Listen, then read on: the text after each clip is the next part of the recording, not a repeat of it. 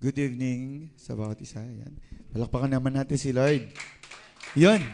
Bagaman na, alam nyo po, pagod ang bawat isa. Amen. Pero at least nadudo pa rin yung kalakasan nagmumula kay Lord. Amen.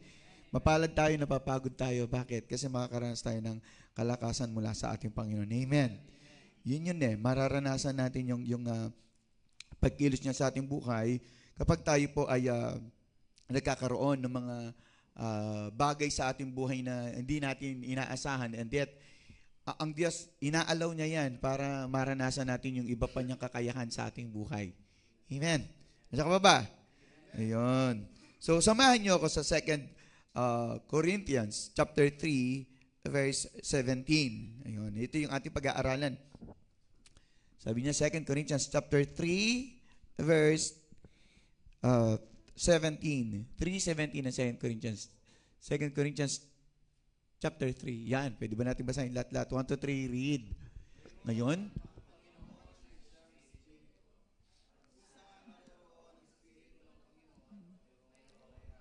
Amen. Tayo po yumukot manalangin. Dakilang Diyos, Ama, makapangyarihan sa lahat. Salamat, Panginoon. Sa gabing ito, Diyos, tunay nga na Ikaw, O Diyos, ang nagdako sa amin sa lugar nito, Panginoon. Upang kami, Panginoong Diyos, ay muling ma-recharge, Panginoon, ma-empower, O God, ng iyong banal na Espiritu. We ask you, Holy Spirit, this evening, na Ikaw po mag-lead sa amin, Panginoon. Alam namin, sabi mo sa iyong salita, Panginoon, 2 or 3 gathered in your name, there you are in the midst of them. Kami naniniwala na sa gabing ito, Panginoon, Ika'y nasa aming kalagitnaan at kami po, Panginoon, ay iyong sinasamahan sa gabing ito. Amin po pinagkakatiwala ang lahat sa iyo, Panginoon, sa gabing ito. Nawa Ikaw ang maglagay ng mga salita sa puso at labi ng iyong lingkod sa gabing ito. At Ikaw lamang po ang maluwalhati sa aming kalagitnaan at mga nalalabi pang oras sa gabing ito, Panginoon, ay ito po'y aming pinagkakatiwala sa iyo. Sa iyo po ang pinakamataas na papuri, pagluwalhati at pagsamba, at ang lahat ay magsabi na malakas na, Amen! Amen and Amen! Iyon, bagaman yung supposed to be na naka-assign tonight ay busy. So busy siya ngayon, kaya wala siyang time to prepare. Ano po? At alam naman natin ang Panginoon, hindi siya papayag na walang gagamitin. Amen po ba? Even dun sa last minute na natitira ay still God will provide na mga messages. Amen po ba? Yon. Isang bagay na nais ng Panginoon na tanungin today, because alam naman natin since the very first day na ang ating Panginoon, ang layunin niya ay makaranas tayo ng kalayaan. Sabi mo kalayaan. Yon. So isang bagay na pag-uusapan natin tonight ay tungkol sa kalayaan. It's about a freedom. No po? So isang bagay na we need to understand and we need to ask ourselves. No? Ang sabi nga ng Panginoon, are you free? Okay, are you free? Malaya ka ba? Next ang tanong no? Tanungin natin sarili natin, malaya nga ba ako? Okay, there are times no, na akala ng tao siya po ay malaya because kaya niya gawin o malaya siyang gawin ang lahat ng mga bagay. Pero take note, ano bang sinasabi ng Panginoon na ang lahat ng bagay ay pwede namang gawin, pero hindi lahat ng bagay ay kapaki-pakinabang. Nakuha niyo po ba? So, kahit na kaya mong gawin o malaya kang gawin ang mga bagay, and yet there are things in our life na masasabi nating hindi siya nakakabuti sa atin o hindi ayon sa kalooban ng Diyos. And kapag ginagawa natin isang bagay na hindi ayon sa kalooban ng Diyos, and ito hindi bahagi ng kanyang design sa mga tumanggap sa kanya, and masasabi natin, they are not free. Nakuha niyo po ba? Amen. Parang ikaw ngayon ay nakabilanggo sa isang bagay o sa kalungkutan. Parang hindi ka masaya today. Parang napilitan ka lang today na pumunta sa gabing ito. Para bang nananamlay ka. Ayan. Matamlay ka ba ngayon? Amen. So, napakaliwanag po ng sinasabi ng salita ng Diyos dito sa 2 Corinthians chapter 3 verse 17. Ang sabi niya, now the Lord is the Spirit. Pwede ba nating lagay sa English, sabi niya? Sa English, kasi merong napakaganda dyan na dapat nating malaman. Sabi niya, sa English version, NIV, tingnan natin. Kung meron dyan, 2 Corinthians 3:17. Ayan. Now the Lord is the Spirit. Sabi niya. Hindi niya sinabing is na isa lamang siya sa mga, hindi ganun ang sinabi niya. Kundi, emphatically, sabi niya, pinagdidiinan niya, siya, diretsahan. Walang iba. Now, the Lord is the Spirit, sabi niya. And where the Spirit, imagine that, capital letter, and where the Spirit of the Lord is, there is freedom.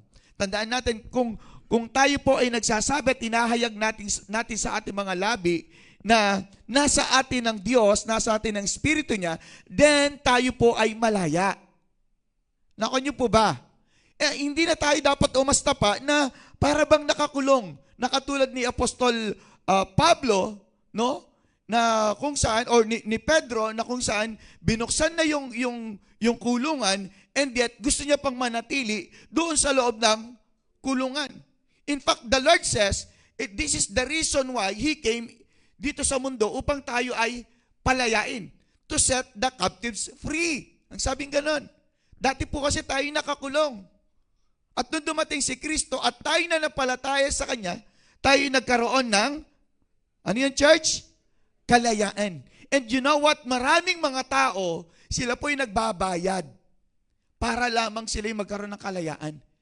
Pero again, what we have read or what we have heard last Sunday, yung ating kalayaan ay libre, galing po yon sa Diyos. Kaya nga, ang tinatanong ngayon dito sa gabing ito is, are you free? Ikaw ba'y malaya na nga ba? Malaya ka na ba sa dati mong buhay? Malaya ka ba doon sa sumpa na dati nating buhay?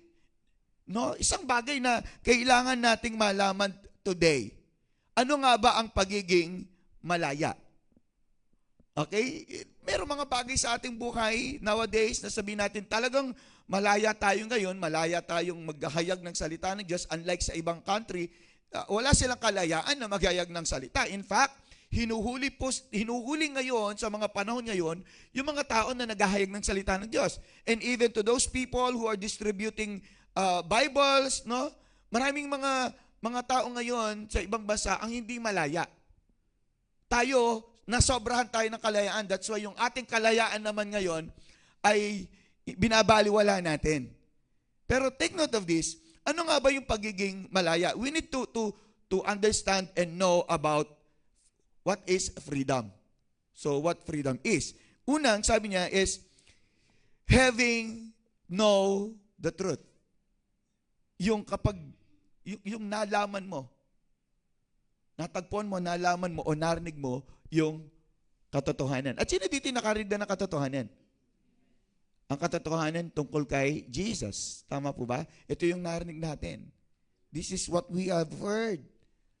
Noon pa man. Pero hindi lamang yung sinabing basta narinig. Pag sinabing no, dito po sa John chapter 8 verse 32, pupunta tayo. Anong sabi diyan? Sa John chapter 8 verse 32. Una, lagay natin sa verse 31 muna. Akyat muna baba muna tayo sa verse 31. Anong sabi niya? Pagkatapos ay sinabi ni Jesus sa mga Hudyong sumasampalataya sa Kanya, kung kayo'y mananatili sa aking salita, tunay nga kayo'y mga alagad ko. Ngayon, ito yung verse 32, anong sabi niya? At inyong malalaman ang katotohanan at ang katotohanan ang magpapalaya sa inyo. Anong ibig sabihin? Kung tayo na mananampalataya ay mananatili sa Kanya, then we will know the truth. Hindi mo daw malalaman ang katotohanan kung di tayo mananatili sa Kanya. Kaya yung mga tao na after they heard the Word of God, after they heard the Word of truth, and then after that, umalis na sila, hindi sila malaya. Nakuha niyo po ba?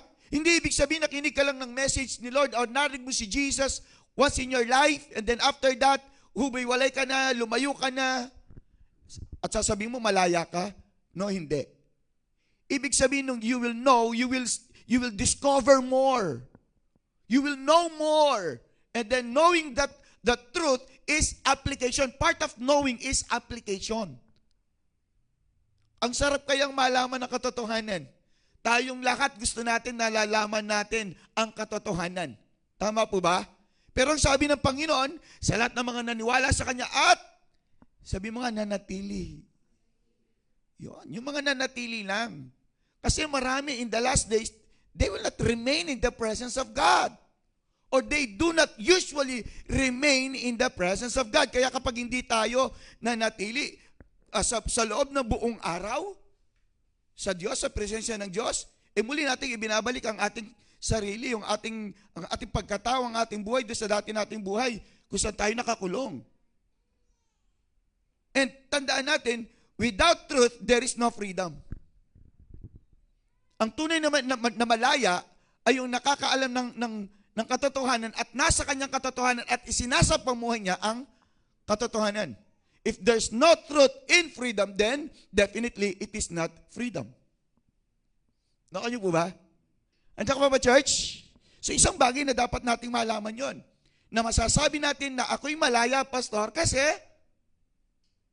alam ko ang katotohanan at ang katotohanan ay nasa akin at ang katotohanan ay isinasa pamuhay ko. Isang bagay yun na dapat nating maunawaan. That's why we need to live in truth every day of our life para masabi nating malaya tayo. Malaya tayo sa lahat ng bagay, sa kasinungalingan, malaya tayo. Malaya tayo sa bankruptcy. Malaya tayo sa kagutuman. Malaya ka sa karamdaman. In everything. Kasi ang freedom na inialok ng ating Panginoon ay total package. Sa lahat ng mga bagay. Once na pinalaya tayo ng Panginoon dahil nasa atin ang katotohanan, alam natin ang katotohanan at sinasapamoy natin ang katotohanan, hindi po pwedeng manatili sa atin ang mga bagay na nakasinungalingan. Kaya nga, inire-remind sa atin ng Panginoon because we know the truth. That's why God is always revealing yung katotohanan sa ating buhay bilang mga Kristiyano. Nakuha niyo po ba? Kaya magtataka ka, bakit may mga Kristiyano pa rin na namumuhay sa karamdaman, sa kawalan, sa kahirapan, sa bankruptcy, because they don't know the truth. They don't know the truth. And they're not living in the truth.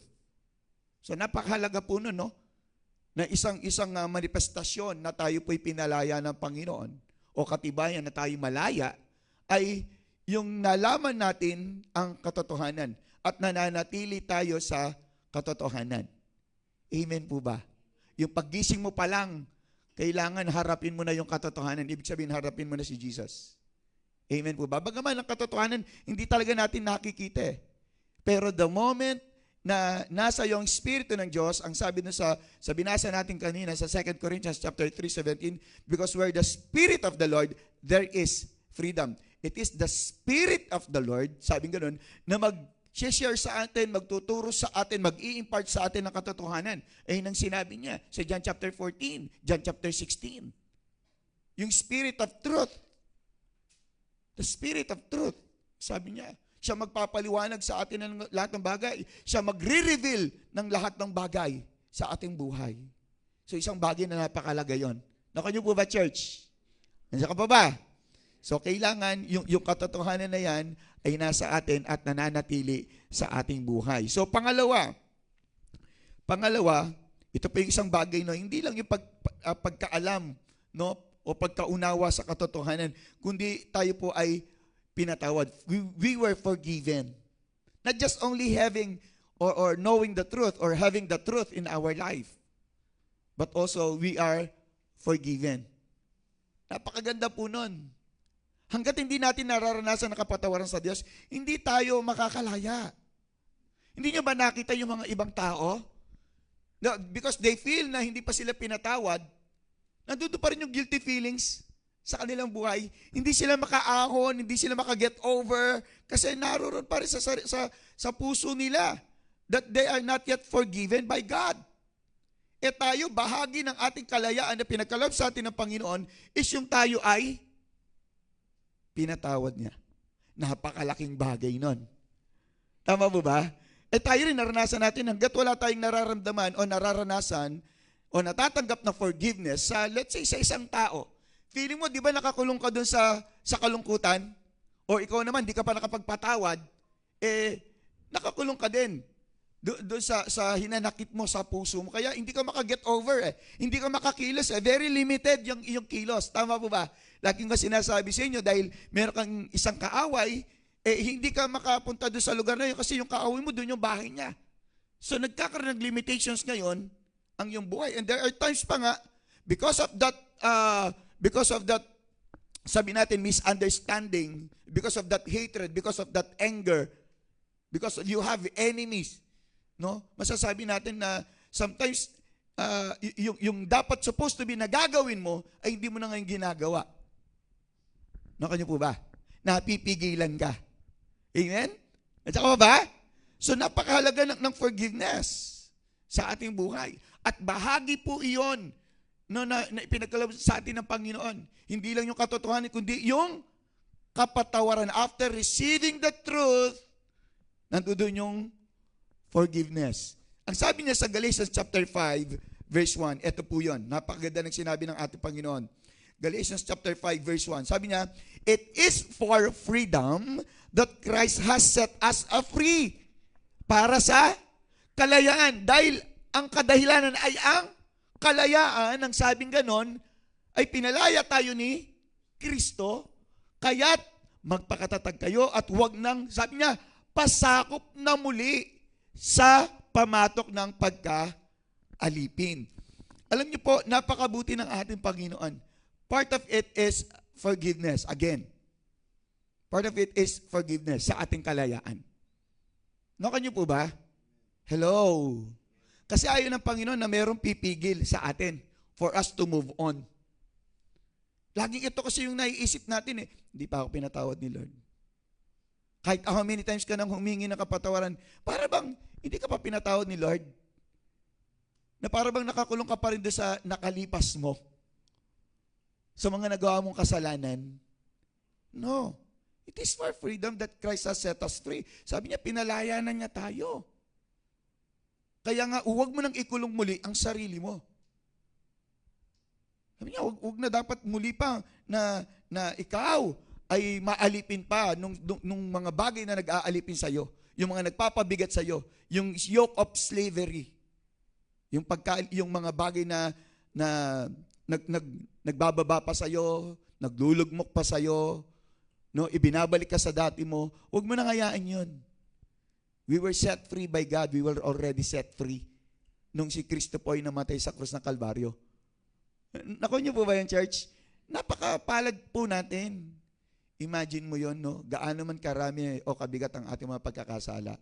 And yet makikita natin ang ating Panginoon na cover niya yung kung gaano man karami ng ating pagkakasala. At sabi niya po yun sa Book of Romans na kapag ang ating mga kasalanan, ang sabing gano'n, ay dumadami, ang sabi ng Bible, mas dumadami rin naman o hinihigatan pa ng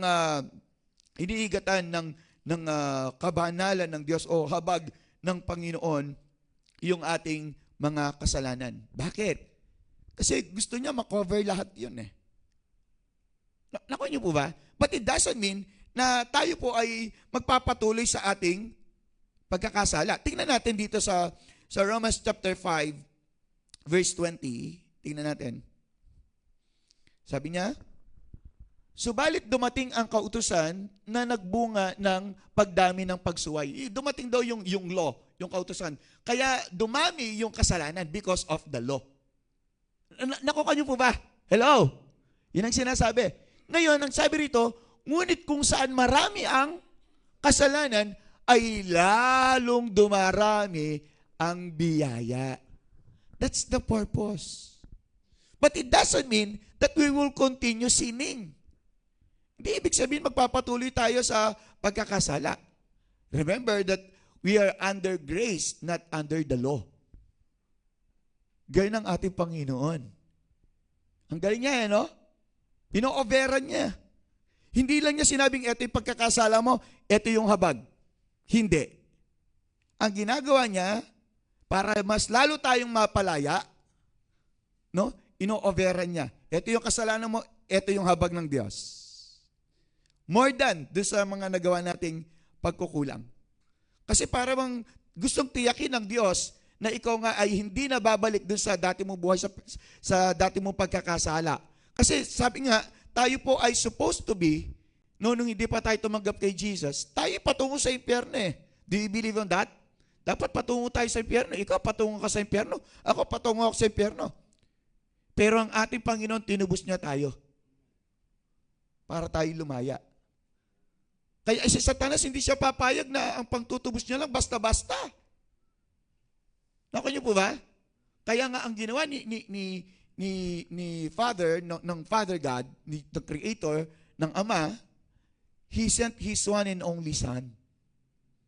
Upang nang sa ganun, makover lahat ang pagkakasala ng tao. Nandiyan ka pa ba? Ganon katindi po yun. Ganon katindi. Kaya nga, we were forgiven. Part of our freedom is forgiveness. Kaya wag mo nang isipin na hindi ka pa pinatawad ng Panginoon. Pag inisip mo na hindi ka pa pinatawad ng Panginoon, ito yung bagay na talagang naglilimita sa'yo. Ibinibilanggo ka niya, ikinukulong kang muli sa dati mong pamumuhay. Gusto ng Panginoon dahil napatawad na tayo, gusto niya, we must feel free.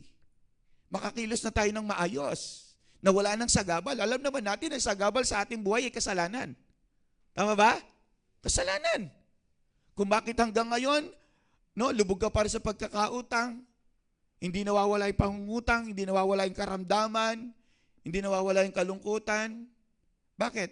Kasi maaring wala pang kapatawaran na natatamo. Are you there? So we need to understand that. We were forgiven. That's why I am free. Kapag may nagtanong sa'yo, ikaw ba talaga ay malaya na kay Kristo? Yes! Yes! Because I know the truth and I am forgiven by God. Kaya malaya ka na. Nakanyo po ba, church? Amen. So pangatlo is this. Ito yung tinatawag na transformed life through Christ. Part of our freedom is yung transformed life through Christ. Bahagi yun eh. After forgiveness na ating natanggap, syempre magkakaroon na ng pagbabago yan. May transformed life. Tama ba? Hello, nandiyan ka ba? Transformed life. At yung transformation na ito ay galing kay Kristo o dulot ng ating pakikipag-isa kay Kristo. Alam naman natin yon, 2 Corinthians 5:17. Anong sabi doon? Ang sino mang nakipag-isa kay Kristo Jesus ay isa ng bago nilalang. Tama? Makikita natin kapag ikaw ay nakabilanggo o wala kang kalayaan, yung pang iniikutan mo, yun lang at yun eh. Tama ba? Kaya kapag ang inuikutan mo, yun lang ng yun, no? Sabihin natin na hindi ka pa malaya o hindi ka malaya. Pero dahil kapag tayo nasa Panginoon na, nagkakaroon ng pagkakaiba o pagbabago. May changes na. And that changes is, ito yung tinatag na yung new life in Christ. As in sabi na wala na yung dati. Siya'y bago na. Remember this, tayo po dati ay nakakulong sa kapangyarihan ni Satanas. Sa kapangyarihan ng kasalanan. Kaya nga may sumpa eh. Nakanyo po ba? And after hearing and knowing the truth, then, sabi ng Panginoon, because we believe in Christ, we put our faith in Christ, then we were forgiven. Because we repented. Tayo po ay humingi ng kapatawaran. We were forgiven. So after that forgiveness, siyempre, nagkaroon tayo ngayon ng transformed life. Kasi wala na yung kasalanan, na-cover na yon, pinatawad na yon, at magsisimula ka ngayon ng isang bagong buhay. And that is part of freedom. Nakuha po ba? Andiyan ka pa ba, church? So, transformed life. Kaya nga, pinapaalalahanan tayo, Romans chapter 12, verse 2. Anong sabi doon? Alam natin itong verse nito. Ngayon, ang sabi rito sa verse 2 ng Romans 12, do not conform any longer, ang sabi niya, to the pattern of this world. Huwag ninyong tularan ang sanlibutan ito. Pero sa English kasi, mas maganda to. Do not conform. Huwag na. Makita nyo, magkaiba yung dating. Sa Tagalog kanina, balik natin. Anong sinabi niya? Huwag ninyong tularan. Huwag ninyong tularan ang sanlibutan ito. Pero kung di, sa English version, do not conform any longer. Huwag na kayong makikiayon. Huwag na. Hindi niya sinabing hanggat maaari, as in, wag na. Talagang pinagdidiinan niya, derechaan, huwag na. Bawal na. Kasi nga, binago na yung buhay eh. Tama? Kasi kung hindi tayo magkakaroon ng transformed life, bali, wala. Para bang ikaw ay nakarinig na katotohanan, pinatawad, and then after that, balik ka sa dati mong buhay. Hindi pwedeng ganun. Susuot mo na naman ba yung dating damit mo na kulay orange na may letter P sa likod? Gusto mo ba yon? Na ikaw ay nasa labas ng kulungan pero bit-bit mo pa rin yung damit? Suot-suot mo pa rin yung damit? Anong sasabihin ng mga tao? Bilanggo yan eh. Baka sabihin nila, tumakas ka lang eh. Tama? Kasi suot-suot mo pa rin eh. Ang sabi ng Bible, we must be clothed with Christ. Iba na yung suot natin. Kasi nga, yun ang transformed life. Suot-suot mo na ngayon si Kristo. Kaya ang sabi, do not conform any longer to the pattern of this world. Kasi pinalaya na tayo out of this world. Remember that the world is prison. No, sabi nga nun, of sin. Is a prisoner of sin. Tingnan natin. Galatians chapter 3, verse 22. But the scripture declares that the whole world is a prisoner of sin. Sabi niya, subalit ibinilanggo ng kasulatan ang lahat ng mga bagay sa ilalim ng kasalanan. Bahagi tayo doon. Dati tayo nakabilanggo. At binilanggo ito ng kasalanan. O ibinilanggo sa kasalanan ang mundo. Kaya ang buong mundo na to ay bilanggo ng kasalanan. Tayo'y pinalaya ng ating Panginoong Hesus, pinatawad tayo ng Diyos, kaya ang sabi niya sa Romans chapter 12, verse 2, do not conform any longer. Huwag ka lang babalik doon, sabi mo sa katabi mo. Yun ang sinabi niya eh. Huwag ka lang babalik doon. Pero you know what? Gustong-gusto ng tao yun, yung dati niyang buhay. Parang yung mga Israelites. Gusto nila bumalik doon sa dati nilang buhay. Bakit? Kasi hindi sila nakakita ng comfortness eh. Walang comfort eh. Nakita nila walang buhay eh. Gano'n naman tayo. Gusto natin lagi tayo kagad may nakikita magandang resulta. Tama ba yan? At saka ba? Hindi nyo ba nakita si Lot at si Abraham? Nung sila'y magkahiwalay, no? Anong pinili ni Lot? Isang syudad. Yung maganda. Pero hindi alam ni Lot na mapapasama siya doon. Because pinili ni Lot yung isang bagay na maganda, and yet, para bang bumalik lang naman siya sa mundo. Binalikan niya yung mundo. Nagulo yung buhay ni Lot. Pero si Abraham, yung napunta sa kanya, ay isang lugar na sabihin talaga nating mabato, walang buhay. And yet, God showed His power to Abraham. Pinakita ng Diyos ang kanyang kapangyarihan kay Abraham. Nakuha po ba natin? Kaya huwag tayo magpapasilaw sa mga kung ano-ano nila nakikita natin. Baka patibong lang yan ni Satan eh. No? Tandaan natin, we must live according to the will of God, to the word of God, to the promise of God, to the purpose of God. Dapat doon tayo sasang-ayon, doon tayo mamumuhay. No? Hayaan natin ang Diyos ang manguna sa ating buhay. Kasi kung titignan natin, but the scripture declares that the whole world is a prisoner of sin, so that what was promised, ang sabing ganon, being given through faith in Jesus Christ might be given to those who believe. Grabe. Buta tayo ng Tagalog nito, mas maunawa natin. Ano sabi niya? Subalit ibinilanggo ng kasulatan ang lahat ng mga bagay sa ilalim ng kasalanan upang ang ipinangako sa pamagitan ng pananampalataya kay Jesucristo ay maibigay sa mga sumasampalataya. That's the purpose. Para mas makita ngayon kung sino talaga yung namumuhay ayon sa kalooban ng Diyos o ayon sa mundo. Kaya makikita natin yung mga tao na talagang mga Kristiyano, marami pa rin sa ngayon eh. Kristiyano pero namumuhay pa rin sila sa mundo. That's why hindi nila natatanggap ang pangako ng Diyos para sa mga sumasampalataya kay Kristo Jesus. Hindi nila nakikita yon. Kasi they want to go back to their old life. Ang sabi ng Bible sa Ephesians, put off. Hubarin mo na yung dati mong pagkatao. And then put on the new self.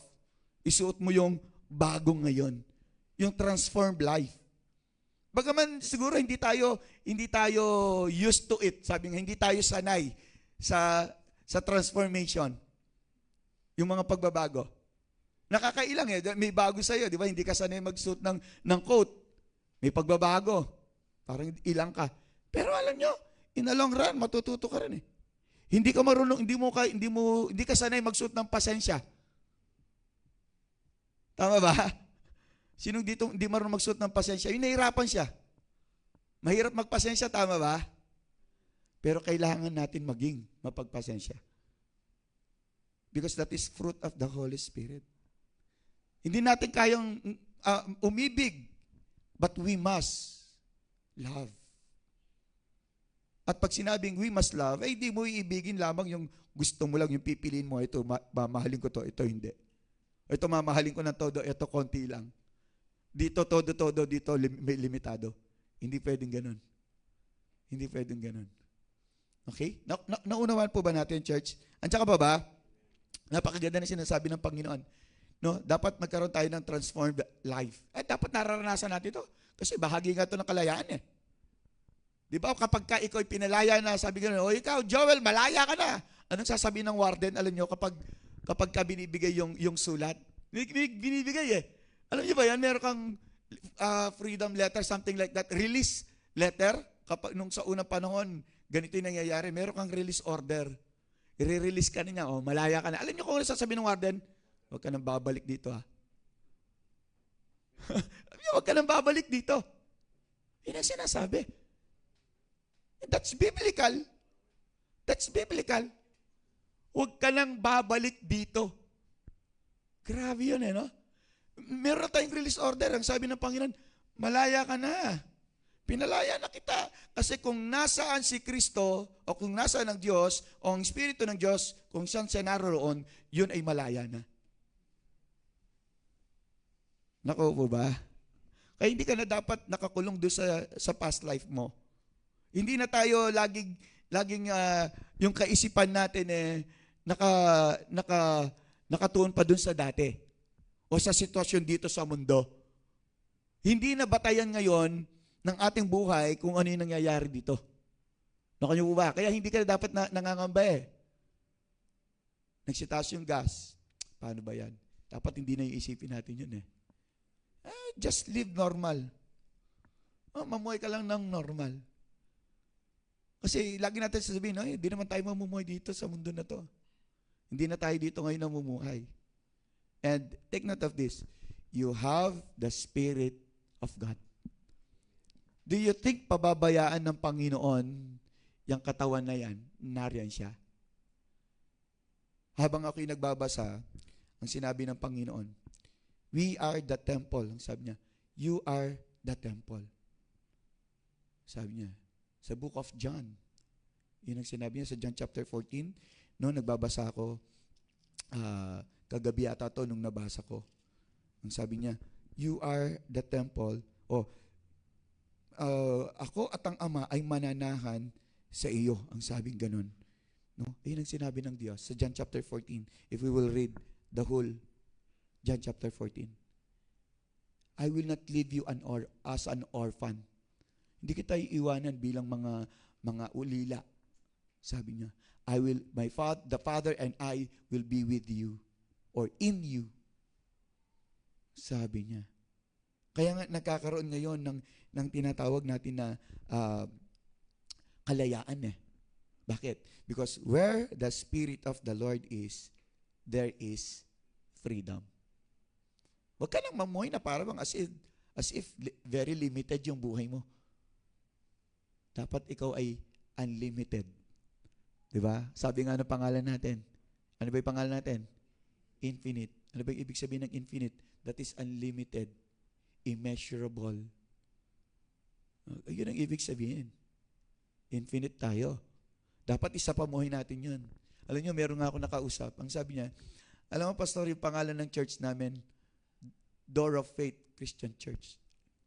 So, bata pa lang ako nasanay kami yung sa lahat ng bagay, May faith, faith, faith, faith, faith. Kasi, ayun ang sinabi sa Bible eh.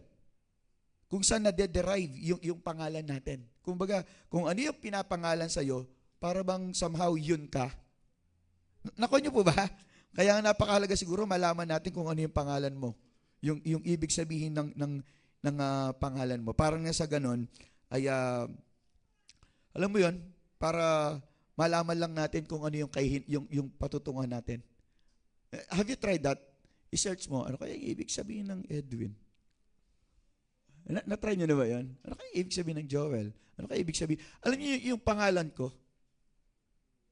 Sabi ng foreigner na nakausap ko, stag. Sabi niya, parang hari, conqueror. Sabi niya gano'n. Yun ang sinabi niya sa akin. Tingnan natin yung Ephesians chapter 3,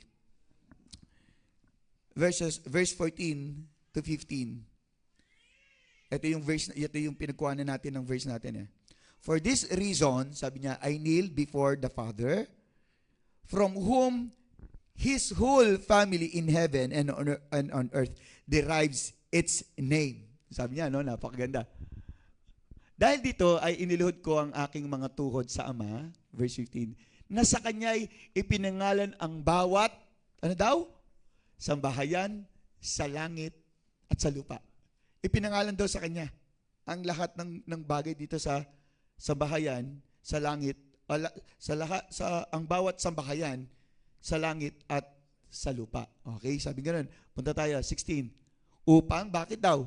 Upang sa inyo'y ipagkaloob niya ayon sa kayamanan ng kanyang kaluwalhatian na kayo'y palakasin ng kapangyarihan sa pamagitan ng kanyang espiritu sa pagkataong loob. Yung kalooban daw natin, yung inner life natin. Nakuha niyo po ba? Hello? Yung inner, pinapalakas niya tayo, no? At maranasan natin kapangyarihan niya. Verse 17, ano sabi niya? Upang si Kristo ay manirahan sa inyong mga puso sa pamamagitan ng pananampalataya kung paanong kayo'y nag-uugat at tumitibay sa pag-ibig. Nakuha, that is part of freedom. That is part of freedom. 18. Aking idinadalangin na magkaroon kayo ng kapangyarihang matarok kasama ng lahat ng mga banal, ang luwang, haba, taas, at lalim. No? Verse 19. Verse 19. At upang makilala ang pag-ibig ni Kristo na higit sa kaalaman upang kayo'y mapuno ng lahat ng kapuspusan ng Diyos. This is part of transformed life. Kasi sabi nga nung una, sabi natin kanina is to know the truth. Tama? Bahagi ito eh. Imagine, mauunawaan natin yung mystery of God. And the mystery of God is namely Christ. Nakanyo po ba? Ang mga nakakulong, hindi nila naunawaan yun.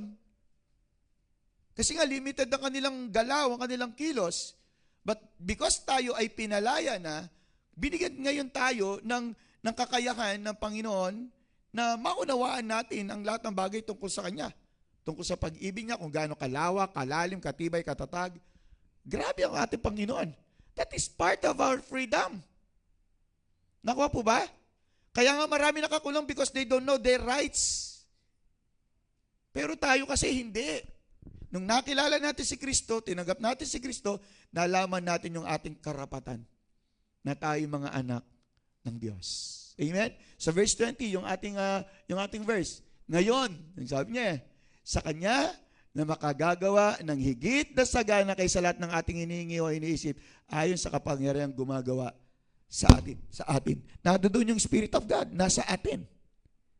Nakuha po ba? Kasi kapag wala yung Spirit of God sa'yo, nakakulong ka, sabi nga, very limited ang gawa mo. Doon ka lang. Walang pag-unlad, walang growth, walang paglago. Nakuha ba natin? Kaya nga, alam nyo, huwag tayong matakot na tayo po'y humakbang sa ating pananampalataya. Bagaman nakikita natin parang napaka-imposible. One thing I want to share to you, si Dr. Rick Warren, I don't know kung kilala si Dr. Rick Warren, yung Purpose-Driven Life, yung author ng Purpose-Driven Life. And you know what, sila po, for how many times Sila po yung nagpalipat-lipat ng church. Nagpalipat, siguro mga nasa 79 times, something like that. Imagine yun, ha? Lipat siguro, punta rito, lipat doon, upa dito. Siguro ganun-ganun sila. For 79 times or more than 70 times na nagpapalipat-lipat. Until such time, alam nyo, nangyari sa kanila, binigyan sila ng Panginoon ng lupain. Alam nyo kung ilan, I don't know kung tama ako, na 83 hectares, if I'm not mistaken. Dati daw siyang rancho. Imagine that. Diba? Ang gusto kasi ng Panginoon, yung malawak yung ating lalakaran. Nako po ba? Hindi niya tayo pinalaya para ilagay lang din sa isang lugar. Kasi alam niyo po, if we will compare the world, yung mundo, sa lawak ng nilikha ng Panginoon, ano bang sabi ng Diyos? Anong sabi niya? Sa Isaiah yun eh. Sabi niya, heaven is my throne. Sabi niya, and the earth is just my footstool. Tungtungan ko lang ang mundo. So imagine how many galaxies are there sa kalawakan. How many stars are there? In fact, hindi pa nga nila na-discover lahat ng mga galaxies, ng mga planetang iba, ng mga bituin. No, hindi pa nila na-discover. So napakalawak pa. No, mas malawak ang Diyos natin doon. Mas malawak. So kaya ang gusto ng Panginoon, no, malaman pa natin yung mga bagay na yon. And let us use that freedom to know more about the promises of God. Not to use the freedom para tayo po ay para gamitin natin sa kasalanan. Sabi naman sa Bible but do not overuse your freedom para lang bumalik ka or maging excuse mo sa paggawa ng kasalanan.